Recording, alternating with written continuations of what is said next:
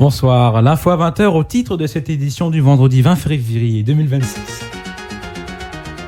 7 personnes ont été mises en examen ce jeudi dans le cadre de l'enquête sur la mort du militant nationaliste Quentin Derenc, survenu la semaine dernière à Lyon. Une marche en son hommage aura lieu ce samedi. Malgré les nombreux appels à l'interdire, le président du RN, Jordan Bardella, a conseillé aux membres de son parti de ne pas s'y rendre.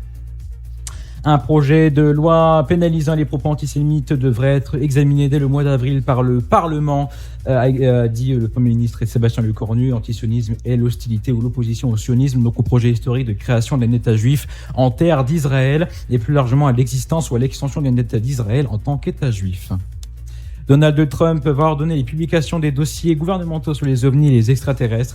Il accuse son prédécesseur Barack Obama d'avoir révélé des informations classifiées sur le sujet après que celui-ci ait déclaré sur le ton de la blague « Ils existent, mais je ne les ai jamais vus ».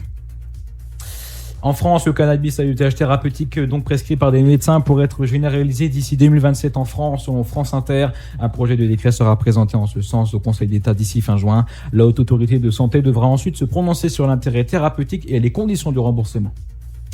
Avec 102 millions de visiteurs internationaux et 77,5 milliards d'euros de recettes en 2025, la France reste la première destination touristique mondiale. La concurrence d'autres destinations se renforce toutefois et l'écart se resserre notamment avec l'Espagne.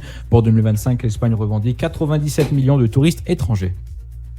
Et on termine sur un flashback. Il y a 64 ans, le 20 février 1962, John Glenn devenait le premier cosmonaute américain à faire le tour de la Terre. Il a accompli son vol en 4h56 à bord de la capsule Mercury. Ce fut un pas significatif des États-Unis dans la course à l'espace inaugurée par l'URSS.